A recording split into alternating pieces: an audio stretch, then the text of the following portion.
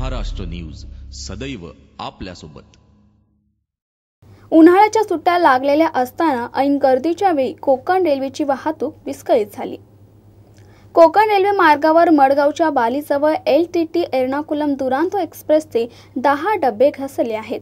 सकाळी 6:30च्या सुमारास ही घटना घडली। या अपघातामुळे अनेक गाड्यांचे मार्ग बदलण्यात आले आहेत। सुदैवाने या अपघातात कोणालाही दुखापत झाल्याचं वृत्त नाहीये। रेल्वे कर्मचाऱ्यांनी घटनास्थळी धाव घेऊन वाहतूक पूर्ववत करण्यासाठी प्रयत्न सुरू केलेत। बातमी आहे वाशिम येथील। वाशिम जिल्ह्यातील मालेगाव तालुक्यातील देवठाणा खाम येथील पाझर तलावामध्ये 30 एप्रिल रोजी संध्याकाळच्या सुमारास 7 मित्र गावातील लघु पाटबंधारे विभागाच्या पाझर तलावामध्ये पोहण्यासाठी गेले असता त्यापैकी 6 जण पोहणे झाल्यावर बाहेर आले, परंतु शरद श्रीराम तलावामध्ये अडकल्याचं लक्षात आलं। उन्हाळ्याच्या दिवसात दिवसभर उन्हात तापल्यामुळे सायंकाळच्या 6च्या सुमारास हे मित्र गावातील पाझर तलावामध्ये पोहण्याकरिता गेले होते, अशी माहिती देवठाणा खाम येथील प्रत्यक्षदर्शींनी दिली। यामधून एक जण शरद श्रीराम पवार हा युवक 24 तास उलटूनही मिळाला नसून ही घटना गंभीर असून जिल्ह्यातील आपत्ती व्यवस्थापन पथकाचे कोणतेही पदाधिकारी अद्यापर्यंत फिरकले सुद्धा नाही, असे गावकऱ्यांतून बोलले जात आहे। सदर पाझर तलावात सध्या स्थिती 15 ते 20 फूट जलसाठा असल्याचा अंदाज ग्रामस्थांकडून वर्तवला जात आहे। सदर घटनेची माहिती मिळताच मालेगाव पोलीस स्टेशनचे पोलीस निरीक्षक अशोक कांबळे आपल्या पथकासह घटनास्थळी पोहोचले। काल संध्याकाळी 6 वाजता ते इथं मंडळी एक 8-9 मुलं गावातून पोहण्यासाठी आले। पोहण्यासाठी आल्यानंतर पोहत असताना शरद पवार नावाचा जो मुलगा आहे तो पोहत असताना त्या काठावरून म्हणजे त्या पिचिंगकडून अलीकडच्या काठावर पोहत येत होता आणि मधूनच सर्व मंडळी परत गेली। परत जाता वेळेस तो पाण्यामध्ये खाली गेला तर परत वर आलाच नाही। आम्ही त्याच वेळेस पोलिसांना पोलीस प्रशासनाला माहिती दिली। काल रात्री 6 वाजल्यापासून आज 6 वाजेपर्यंत 24 तास उलटून गेले। पोलीसचे 2 कॉन्स्टेबल आणि 1 PSI इथं आहेत, परंतु शासनाची अशी काही विशेष म्हणजे मदत आपत्कालीन जे काही आपलं हे असतं पथक अशी कुठलीच मदत जे आम्हाला या गरीब कुटुंबाला मिळाली नाही। प्रशासनाकडून असं उत्तर मिळालं की आम्ही त्या टीमला बोलवत आहोत, ती टीम बाहेरगावी गेलेली आहे, ती येत आहे, पण अद्याप पावतो कोणी झालेलं नाही। जे घटना घडली आज जे देवठाणा खाममध्ये हे जे आज 22 वर्षाचा मुलगा जे आज धरणातनी पडला, आज त्याला 24 घंटे झाले। हे वाशिम जिल्ह्यातनी जर टीम एक तयार असती किंवा आणखीन काही संस्था असतात म्हणजे आम्ही बी आमचे मुलं आणि माझी स्वतःची ॲम्ब्युलन्स आणून ते काहीतरी तिथं आपण एक काम केलं असता आणि मुलाला वाचवायचा प्रयत्न केला असता। आज 24 घंटे म्हणजे झाले तरी ते मुलाला अजून कोणी प्रशासक आणि कोणतेही म्हणजे कलेक्टर SP कोणी इथं अजून आलून पाहिला नाही। बातमी आहे बुलढाणा येथून। मातृतीर्थ बुलढाणा जिल्ह्यातील मोहाडी या छोट्याशा गावातील रहिवासी असलेला आशिष गवई या सर्वसामान्य कुटुंबातील विद्यार्थ्याने शिक्षण क्षेत्रात गगन भरारी घेत जॉईंट एंट्रन्स एक्झाममध्ये तो देशातून अव्वल आलाय। मोठमोठ्या शहरातील विद्यार्थ्यांना उपलब्ध असलेल्या सोयी सुविधा नसताना शहरातील विद्यार्थ्यांना मागे टाकत आशिषने मिळवलेल्या यशामुळे मातृतीर्थ बुलढाणा जिल्ह्याच्या शिरपेचात मानाचा तुरा रोवला आहे। त्यामुळे त्याच्यावर सर्व स्तरातून अभिनंदनचा वर्षा होत आहे। देशातली सर्वात नामांकित अशी परीक्षा म्हणजे JEE जॉईंट एंट्रन्स एक्झामिनेशन या एक्झाममध्ये मला 346 गुण घेऊन मी या जॉईंट एंट्रन्स एक्झामिनेशन 2015 या मेन एक्झाममध्ये शुअरली ऑल इंडिया टॉपर आहेच असं मला खात्री आहे। आपल्या करिअरशी किंवा आपल्या बुद्धिमत्तेशी ग्रामीण भाग किंवा शहरी भाग हा प्रश्न महत्त्वाचा नाही। आपलं नॉलेज किती आहे, आपलं टॅलेंट किती आहे, आपण जर आपल्या बेसिक कन्सेप्ट जर क्लिअर केल्या तर आपण कोणत्याही क्षेत्रात आपलं नाव उज्ज्वल करू शकतो। IIT ही सुद्धा अशी एक प्रतिष्ठेची एक्झाम आहे, परंतु देशात सर्वात टफ समजली जाणारी IIT जर आपण याचा कन्सेप्च्युअल आणि जर सोप्या पद्धतीने जर अभ्यास केला तर निश्चितच आपण या परीक्षेमध्ये आपलं सुयश प्राप्त करू शकतो। मिळवलेल्या यशाबद्दल मला खूप आनंद होतो।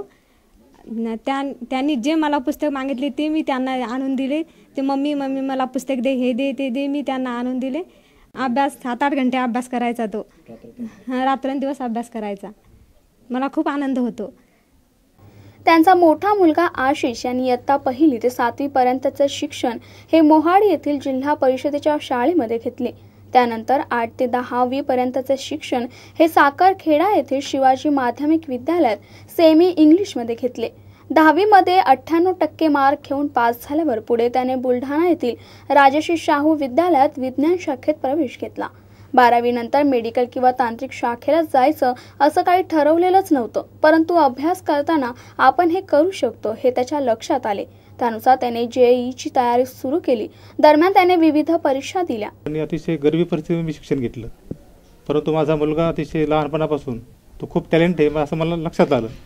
आणि लक्षात आल्यानंतर मी त्याला वेगवेगळी स्पर्धा परीक्षेचे पुस्तकं किंवा त्याला वाटेल लागेल ते सर्व जास्तीत जास्त पुस्तकं किंवा मटेरियल मी त्याला उपलब्ध करून दिलं. या सेमी इंग्लिशच्या कन्सेप्ट आहेत, त्याच्या मॅथ, केमिस्ट्री, फिजिक्स आणि हे जे विषय आहेत त्या विषयाच्या कन्सेप्ट त्याच्या अतिशय पूर्णपणे क्लिअर झाल्यामुळं या परीक्षेमध्ये तो चांगल्या प्रकारे उत्तीर्ण होऊ शकला. यानंतर सर्वात महत्त्वाचे आणि मला सांगायला खूप आनंद होतो की Arvind Kejriwal sir, CM of Delhi यांचा सुद्धा मला फोन आला होता आणि त्यांनी सुद्धा माझ्यावर कौतुकाची थाप केली.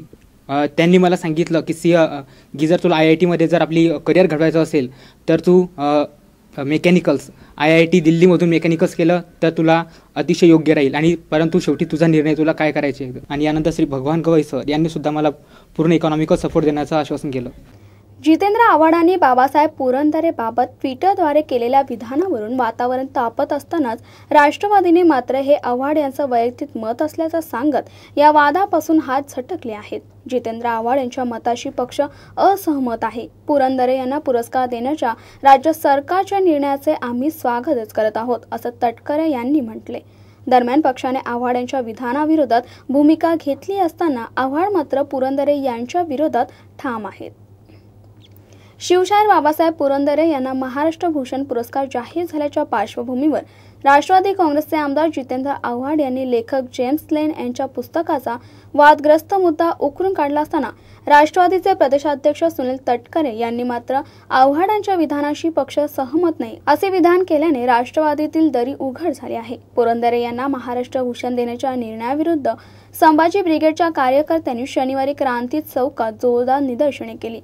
छत्रपती शिवाजी महाराज यांच्या जयंतीचा वाद निर्माण करणारे आणि जेम्स लेन लिखित वादग्रस्त पुस्तकाचे समर्थन करणाऱ्या पुरंदरे यांना जाहीर झालेला महाराष्ट्र भूषण रद्द करावा अशी मागणीही संभाजी ब्रिगेडने केली आहे.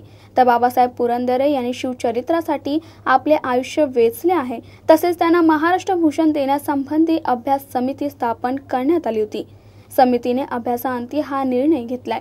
यामुळे वाद होण्यासारखे काहीच नाही अशी प्रतिक्रिया मुख्यमंत्री देवेंद्र फडणवीस यांनी दिली.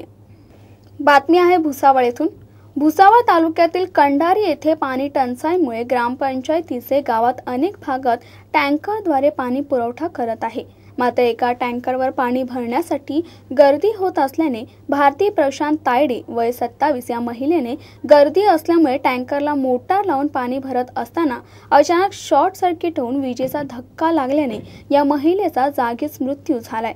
तायडे यांच्या पश्चात त्यांचे पती, 2 मुली असून अत्यंत हालाखीची परिस्थिती असलेल्या तायडे परिवारावर दुःखाचा डोंगर कोसळलाय. या घटनेने गावातील नागरिक संतप्त झाले असून या घटनेच्या निषेधार्थ गावकरी धडक मोर्चा काढणार आहे. जिल्हा प्रतिनिधी मंगेश जोशीसह ब्युरो रिपोर्ट भुसावळ. तुर्तास वेळ झाली आहे इथेच थांबण्याची. तुम्ही कुठेही जाऊ नका. पाहत राहा गरजा महाराष्ट्र न्यूज, सदैव आपल्यासोबत.